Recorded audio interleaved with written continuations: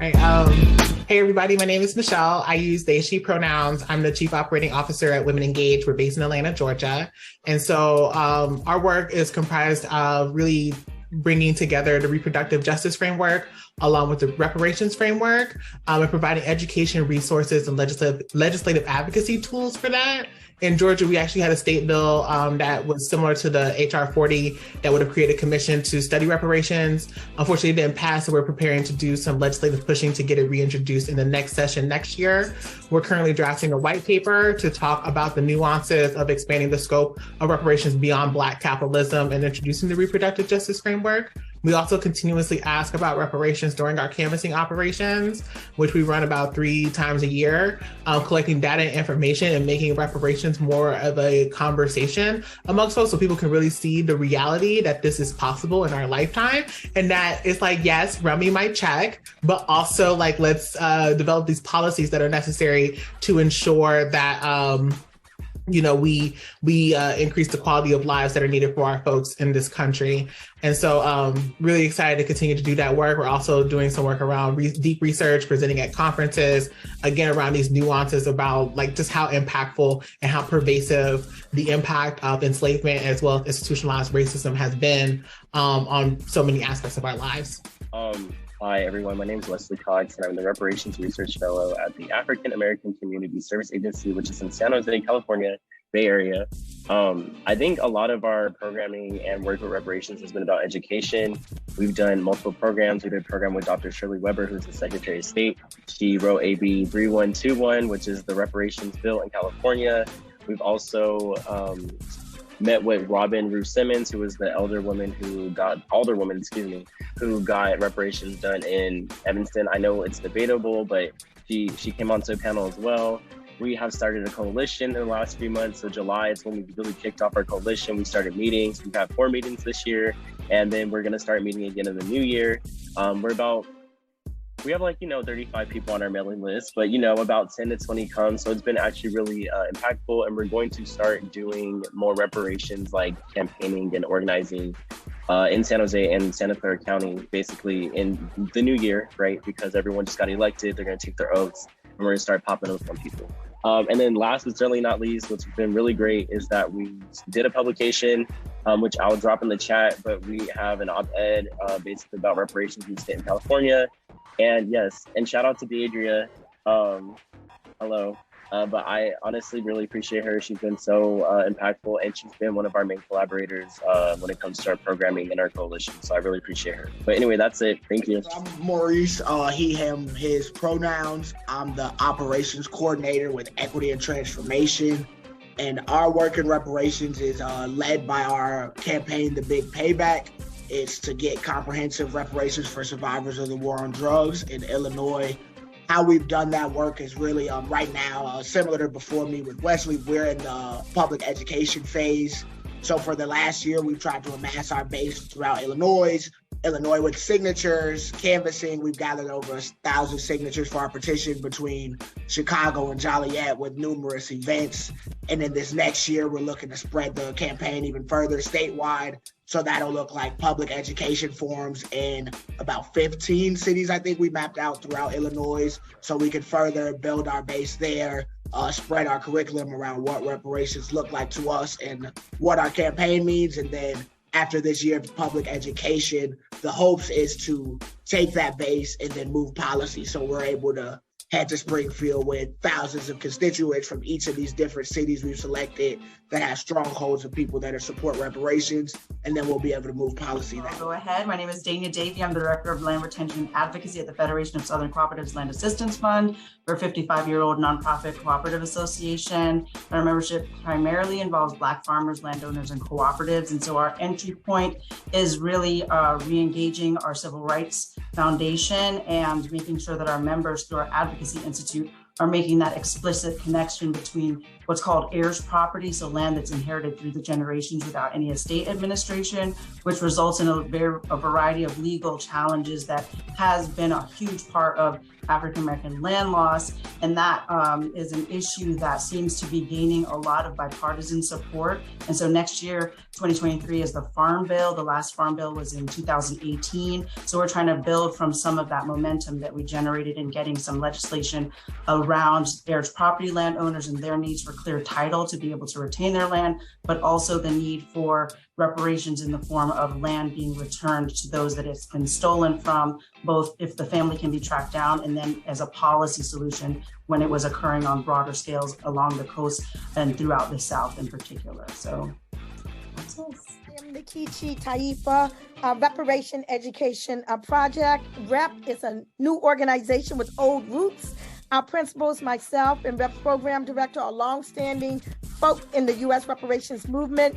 Myself having been involved since the early 70s, long before it became popular and trendy, and I was honored to sit at the feet of icons such as Queen Mother Audley Moore and Mario Bedelli. And Kabibi Tahimba, our program director, another long-standing reparationist, is a past national co-chair of NCOBA from 2005 to 2009, and is currently co-chair of the recently revitalized DC chapter. We impact the reparations movement in many different ways, one of which is conducting informative and inspirational educational presentations and trainings on reparations to nonprofit organizations, educational and faith institutions, businesses and celebrity influencers, philanthropy, private estates, provide technical assistance upon request to federal, state, and municipal government, and are also called upon as strategic thought partner, convener, facilitator, and as a resource to the media. We currently convene the Reparations Movement Monthly Meetup. Okay, not a meeting, not a strategy session, but simply a space based on respect for organizations and individuals to come together via Zoom, put names and faces together, network, share information, coalesce, and the like. And in the new year, we're going to be including a basic historical thing on reparations. And so finally, we have several other projects, several other base building projects in the works that will impact the movement. Then we'll let you know about those once they come through to maturity. Thank you. Attorney Demario Solomon Simmons here. I'm the founder and executive director of Justice for Greenwood. Justice for Greenwood is an organization that I founded about 2.5 years ago. Although I've been working on justice and reparations for the survivors and descendants of the Tulsa Race Massacre for almost 25 years.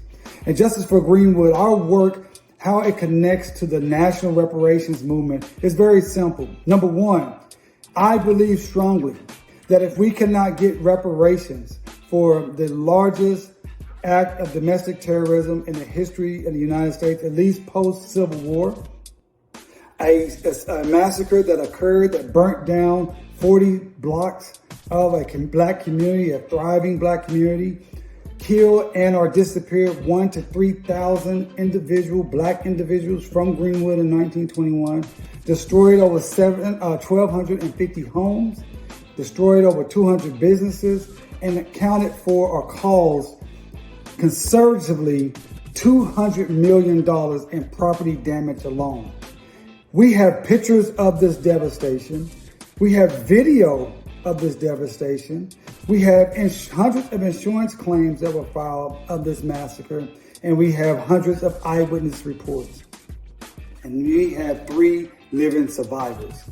So I believe that our work pushing for reparations for Tulsa connects to the national movement, because if we cannot win reparations for the evidence that I just laid out, it makes it much more difficult for us to win reparations for enslavement and Jim Crow and redlining and all of the things that have been done to African or black people here in America.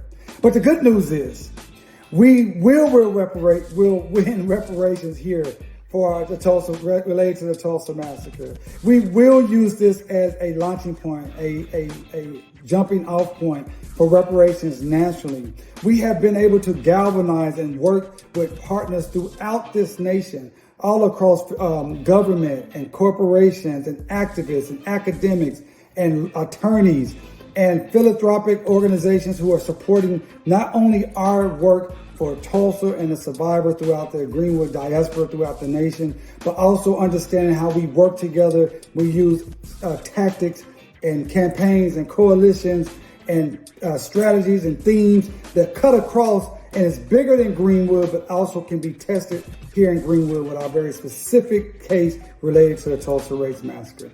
So I'm just really appreciative of this opportunity to talk about Justice for Greenwood, talk about our work, and talk about the importance of us being successful for our national reparations movement. Peace. Hello, everyone. My name is Pierre Brutus. I'm a senior counsel at the New Jersey Institute for Social Justice. We're located in Newark, New Jersey. We lead a campaign called Say the Word Reparations. It's a multi-faith, racially diverse campaign that's organized around advocating for a statewide reparations task force here in New Jersey. New Jersey was actually a state before California introduced the task force bill in October 2019. It's been 3 years. Unfortunately, we haven't had the political will here in New Jersey to get the bill done or passed.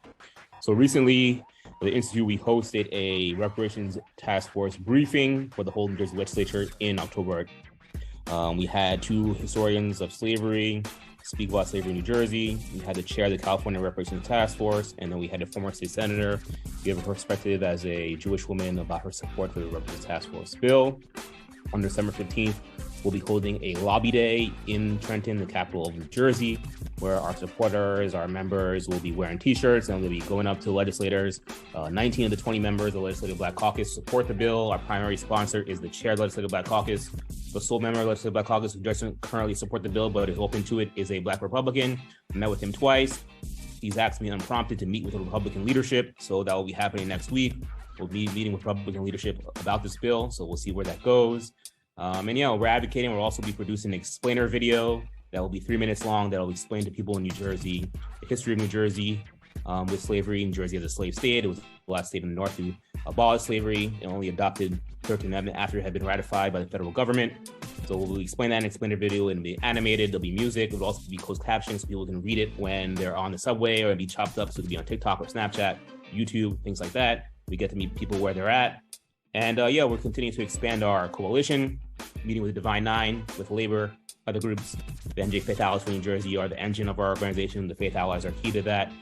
Give us some kind of moral grounding in that, and it gives people. And then also we've gotten 15 towns and municipalities and counties in New Jersey to pass resolutions in support of the task force bill, including Newark and New Jersey City, the 2 largest, and Princeton and Atlantic City.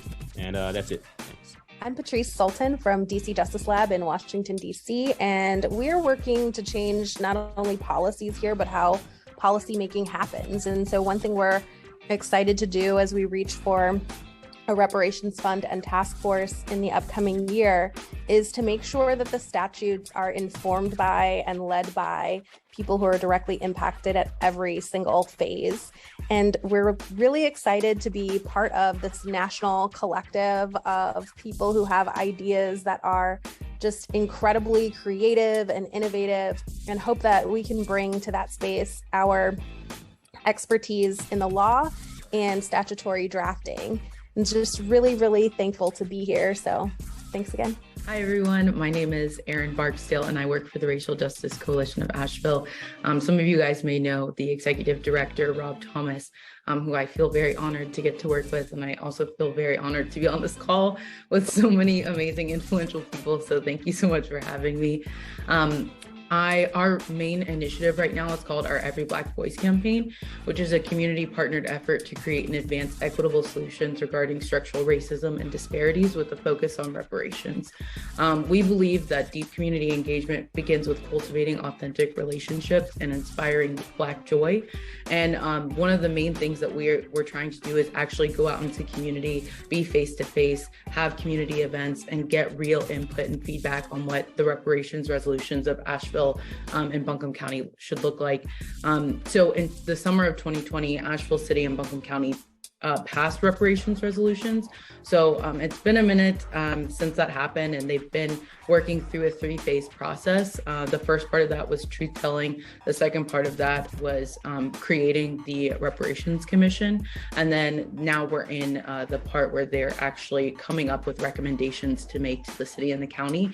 And our hope with the Every Black Voice campaign is that we're gathering information and data from the Black community that can be used to inform and influence the recommendations that they make to the city and the county. So this campaign basically will fill the gap in evidence regarding the process of change and the perceived and real impact of reparations, of the Reparations Commission on systems and structures.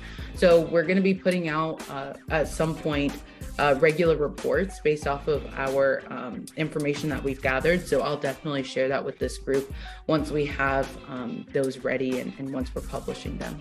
I'm Bennett Williams, Reparations Finance Lab. And I have a background in finance. And so my focus at the lab is to look at how the financial markets, capital markets, and sort of private money flows can confront their history of not just being involved with enslavement, but also their continuing history of economic harm to Black folk. And so we work through a couple of different lenses. One is being advocacy. The other one is building and compiling data and evidence to really show the link of these private organizations and financial flows from the time of enslavement to now, so that we understand how deep, how long, how sustained the harm is. And then the third is to actually design and develop reparative financial instruments and structures and approaches, including wanting to work with the portfolio investment companies to have them, portfolio firms and public firms, to have them sort of commit to reparations in much the same way that they have to ESG, right? So we really want reparations to be something that is a measure of how money works and moves through this world. And then I am from the Caribbean, and so I also bridge and bring the sort of a global perspective, because there's a very strong and robust CARICOM reparations movement that is focused on reparations from the European nationals, right? But the strategies and the harm are similar. Kenneth Henry National Coalition of Blacks for Reparations in America. NCOBRA is a premier grassroots organization. It has been in existence for well over 30 years, and our mission statement is that we are advocating, lobbying, and keeping the message out that reparations for our people for 400 plus years of pernicious history are long overdue.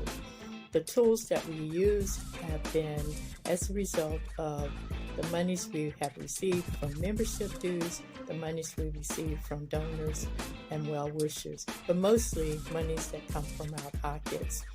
We are always mobilizing, galvanizing, and taking our message to our people who often are in communities of lesser resources, who are in communities that are marginalized, and often in communities where the system has simply overlooked them. What we do as a result of our volunteer efforts, and to receive funding allows us to be able to expand our reach, to cast a wider network, and to be able to continue to keep our message on the international front. Currently, we're in Geneva. We've been in Barbados, but not just on the international front, on the national front, as we continue to lobby for passage of H.R. 40 and its companion bill. We recognize that there is a need to have a greater presence on the local level, because state governments, municipal, and other entities at the local level have been complicit in the harm that has been perpetrated on our people.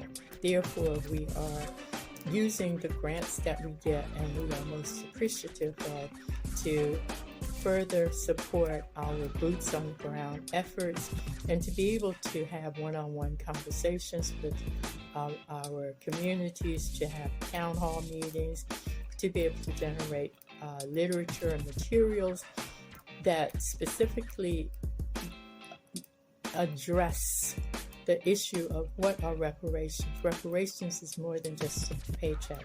Reparations is more than a payment. Reparations is to be able to wipe out all of the harm and the injuries of the 400 plus years. And that is the important core message that we take with us when we do boots on the ground. Such funding as your funding is key to that effort, because we want to dispel the myth that if reparations is a check, you get a check and that's it. Thank you so much for your support. Thank you so much for your funding. I'm Katelyn Johnson, Executive Director of Black Boots Alliance. We're bringing people and institutions together to imagine a new world prepared from the harms of chattel slavery and systems of anti-Blackness. And we recognize that the impact of reparations has to be as vast and as deep as the harms that it seeks to mend. So we're working to identify those harms in a way that centers individual and collective healing, and creating a community vision through canvassing, research, town halls, narrative building opportunities, and supporting partner organizations who are working to address reparations through their unique lens of the Black experience. So Buju, Nikki Paratus, Indigenous Makwanduda, Monamani, Zagi Gung, and Dunjaba. I am Nikki Berakwan in Minnesota Makoche, or in Minnesota with Tawahe Foundation, where we are grant makers here in the state of Minnesota for Native people. We have like over 170 different tribal nations, because Minneapolis, St. Paul is one of the largest urban Indian hubs due to relocation policies. And so we're a grant maker, and among other things that we fund, right, access to current systems, we're also working to redesign leadership, right, from an Indigenous context, especially a Dakota, Lakota, and Anishinaabe context, because we are here in Minnesota. And what does that look like, right? So not just adopting kind of other meta-narratives, Western meta-narratives, but what does that look like for us? And as we lean into developing those cultural models, part of what we're doing is also education and solidarity work and other partnerships here in the Twin Cities, like Linking Leaders. Just topped off planning call, because we're having a retreat, and it's solidarity work, and it's also showing an example of like, what does it mean to show up for each other, right? With the Latinx community, the Black community here in Minneapolis and St. Paul, and our Asian American relatives, and knowing that we're not homogenous groups in and of itself. So what does it mean to show up for each other? And then how do we then plan, right? Cohesive legislative asks, policies, all the things, and really just understanding what that looks like, and hopefully presenting a model. And we do have one project right now called Truth in History, which is showing place-based shared narratives. Might be one place, but we all experience it a little differently. So understanding that. So I'll pause there. My name is Karanja, Keita, Carroll. I'm an organizer with the Malcolm X Grassroots Movement, primarily based in Brooklyn, but I'm in New Jersey. MXGM is an organization of new Africans whose mission is to defend the human rights of our people and promote self-determination in our community. Chapters are in New York, Philly, DC, Jackson, Atlanta, Chicago, Oakland, and Detroit. Out of our 6 principles, reparations is our second. We demand reparations or repayment for 400 years of slavery, colonialism, and oppression of our people in the United States of America. MXGM participated in authoring the Reparations Now Toolkit with the Movement for Black Lives. We're part of the Reparations Working Group in the Movement for Black Lives, and we're on the steering committee for the Indict the Racist War on Drugs Coalition, in collaboration with the People's Law Office, the Drug Policy Alliance, and the Law for Black Lives. We propose to launch a series of community workshops on reparations in key cities across the country, including New York, Atlanta, Jackson, and beyond. Our workshops will explore the long history of struggles for reparations for Black people, lay out key facts, concepts, in international human rights law, underlying reparations demands and provide case studies of struggles for reparations at the institutional, local, state, and international levels. Our goal in utilizing the Reparations Now toolkit as the basis of these workshops is to provide a foundational definition of what reparations are, to advance our argument that reparations for Black people in the United States are essential, to inform public discussion about reparations, and to support organizers seeking reparations at the local, national, international level in order to advance our collective struggle for Black liberation. Our community education will work to support and pass HR 40, the Commission to Study and Develop Reparation Proposal for African Americans Act, and the New York State Assembly Bill A9435, which establishes the New York State Community Commission on Reparation and Remedies. All right, thanks so much for the opportunity. Hi, everyone. My name's Erika Thi Patterson. I use she, her pronouns, and I'm the campaign director for climate and environmental justice at the Action Center on Race and the Economy. And for those of you who may not know us, we're a campaign hub working at the intersection of racial justice and Wall Street accountability.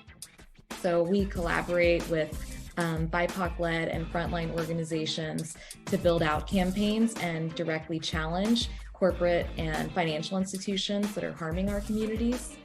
And yeah, it's just been amazing hearing about all of the inspiring work from all the other grantees on the call. We recognize that we're coming into the reparations movement and space after generations of powerful Black and Indigenous-led campaigns for reparations. And so the impact that ACRE is striving to have on the movement is seeding campaigns to hold Wall Street accountable for environmental injustices and climate disasters that it's funding in Black, Brown, and Indigenous communities. And so I'm excited to share that with generous support from this fund, in the next year, our team at ACRE is launching an advisory committee with frontline and BIPOC-led groups to collaboratively develop a policy and organizing climate reparations toolkit that could really support frontline communities interested in taking on campaigns against the financial institutions that fund harm in our communities. And we're envisioning the final product being like a digital resource hub with research, template policy language, sample actions that you can take to pressure decision makers, and a calculator that can help people determine how much their community is owed from Wall Street.